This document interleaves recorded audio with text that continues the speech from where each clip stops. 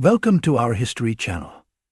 Don't forget to subscribe, hit the like button, leave us a comment down below, and share this episode with a fellow history lover. And now, on to tonight's episode. August 29th, 1776.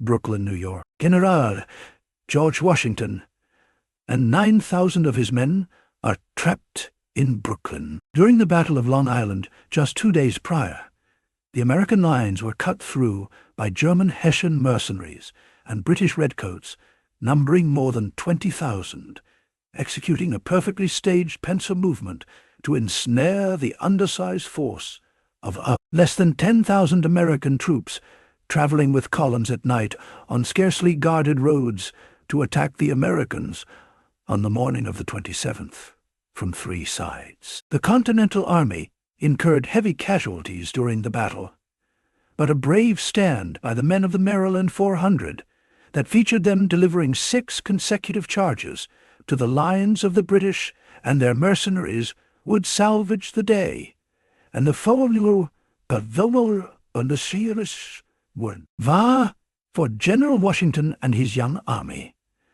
The Maryland 400 would suffer over 250 deaths, with the remaining men captured and left to die in the holds of prisoner ships in New York Harbor. In all, the Americans lost 2,200 men that day, killed, captured, and significantly wounded, with nearly half of the men of the standing army of the American forces trapped in Brooklyn. General Washington had to devise a way to get his men to safety, or the American cause could be lost before it ever truly began.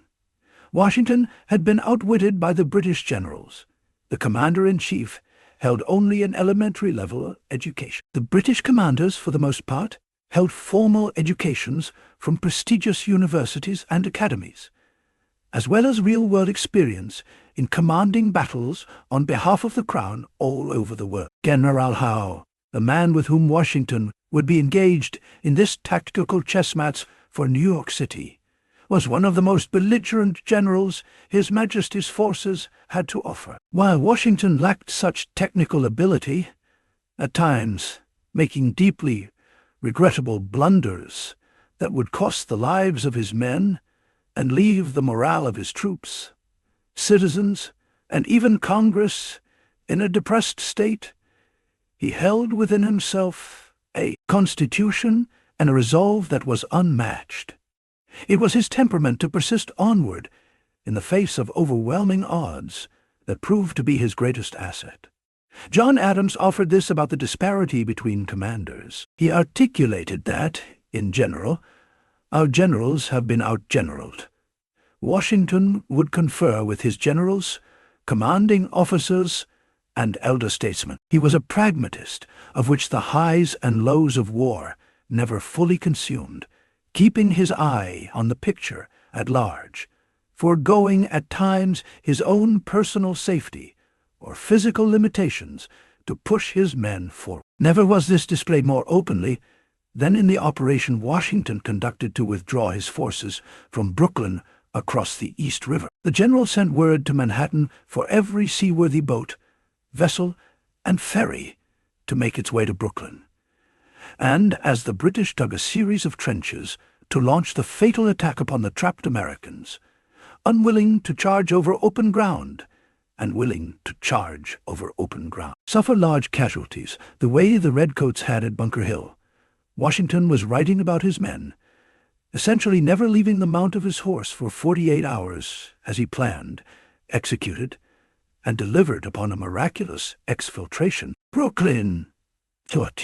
As the advanced scouts of the British laid eyes on the empty, smoldering campfires of the field that had just hours before been inhabited by thousands of American soldiers, George Washington was in that same moment the last American to step on a boat heading safely across the river to Manhattan without a single man lost in the cunning escape. The coup de grace that General Howe had been salivating over for the better part of 2 days, since managing to surround the struggling Americans in Brooklyn, would not come to pass. A dense fog and scattered showers provided the necessary cover for the Americans, concealing their movements from British patrol ships and scouts. The midnight escape from complete disaster was enough to buoy the fading spirits of the Americans for a brief moment.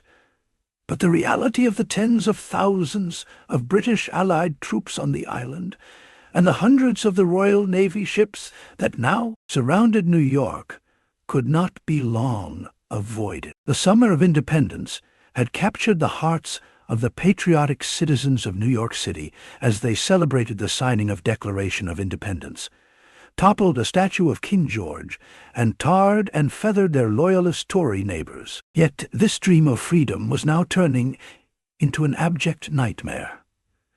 Upon seeing the condition of the American troops upon their return to Manhattan, word spread through the city of the dire circumstances the colonials were now faced with. The condition of the men was so poor that New York resident Reverend Ewald Shewer would write, "The sight of the scattered people up and down the streets was indeed moving. Many looked sickly, emaciated, cast down, etc. The wet clothes and tents were lying about before the houses and in the streets to dry. In general, everything seemed to be in confusion.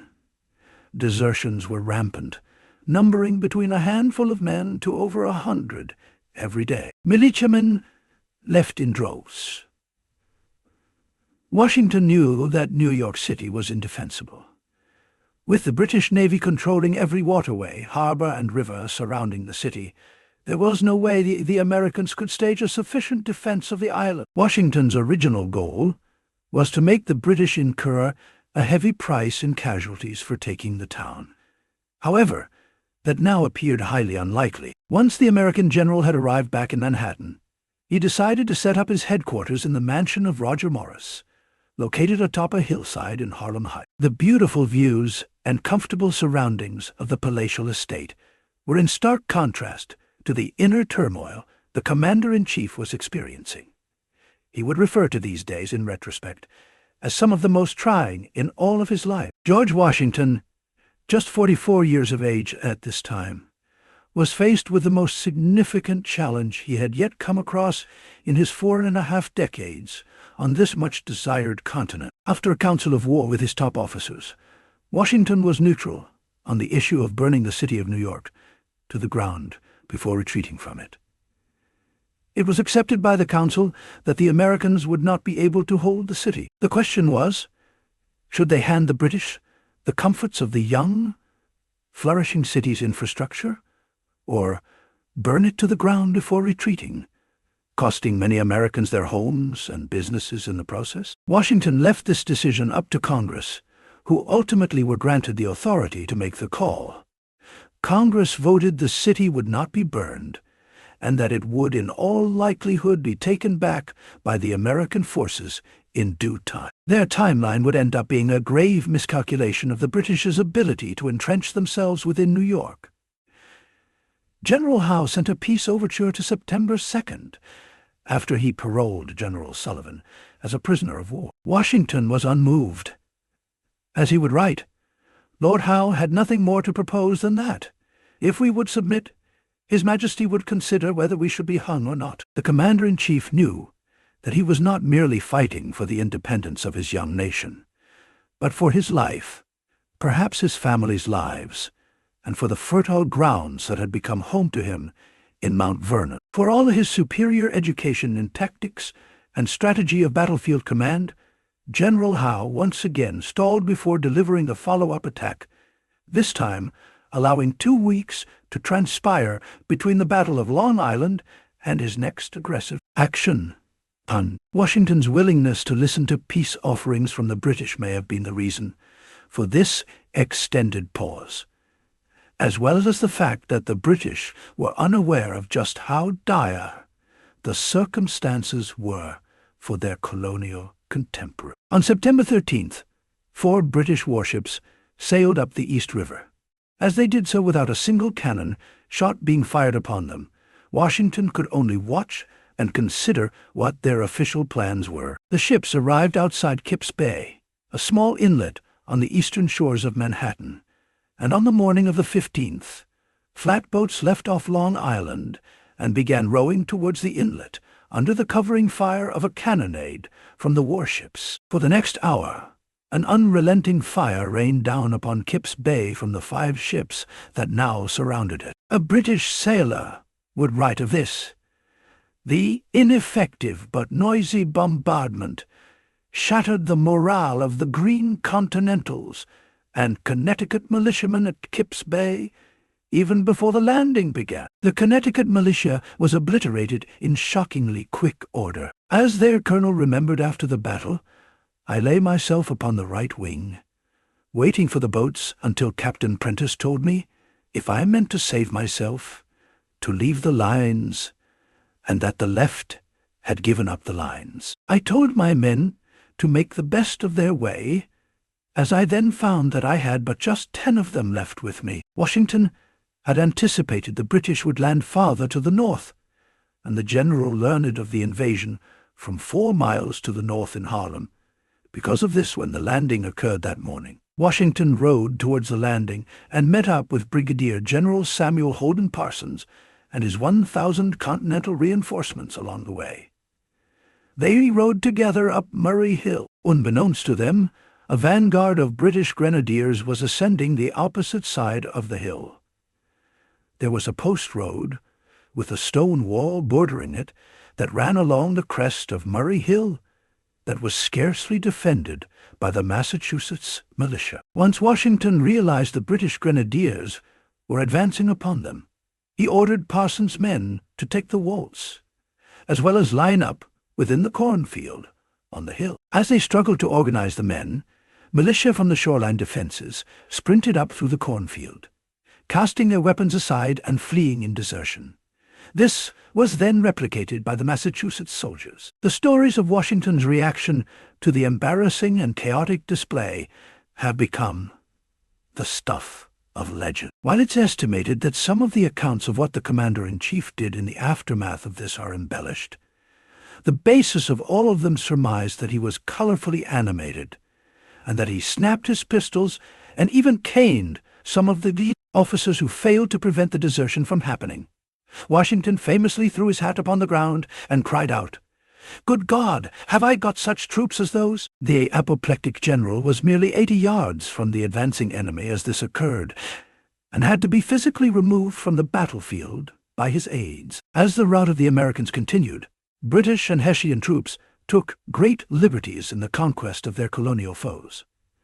Over 50 Americans were killed, and another 300 were captured. The invading force even took to bayoneting many of the surrendering men, furthering the insult to their humanity by mutilating their bodies. In one instance, they took to beating a British sailor they mistook for a surrendering militiaman, almost to his death, before a British general intervened. One of the Hessian mercenaries even severed the head of a colonial rebel and stuck it atop a pole rising out from one of the entrenchments. By the afternoon of September 15th, Howe had successfully landed over 13,000 troops on the island of Manhattan through Kip's Bay. The British general had decisively won the Battle of the poorly defended bay, and from there took command of Murray Hill, overlooking New York City from the east. Again, General Howe failed to follow up a successful assault with an immediate attack that could have severed the spine of the American forces once and for all. Just a couple of blocks away, most of the American troops had retreated into the streets of Manhattan. Had this exhausted, demoralized, and defeated force been faced with the brunt of Howe's men that day, the tide of the war could have forever been shifted. Instead, because of his hesitation, waiting for the rest of his men to arrive ashore before advancing, he allowed Washington the opportunity to stage another critical retreat, buying the Americans precious time. Washington ordered General Putnam to evacuate the remaining men as quickly as possible. Putnam ordered the men to abandon their heavy artillery and move north along the Hudson shore, where 3,500 would reach the safety of Harlem Heights. Now, with nearly a quarter of his troops lost, Washington, still fuming over the performance of his men that day, would have to stabilize his forces and make a vital stand against the British at Harlem. There would be little time for them to prepare before General Howe unleashed the fury of the King's men upon the Americans. once more in the Battle of Harlem Heights. But for tonight, that crucial battle is another story for another time. Thank you for joining us on this episode of History at the OK Corral.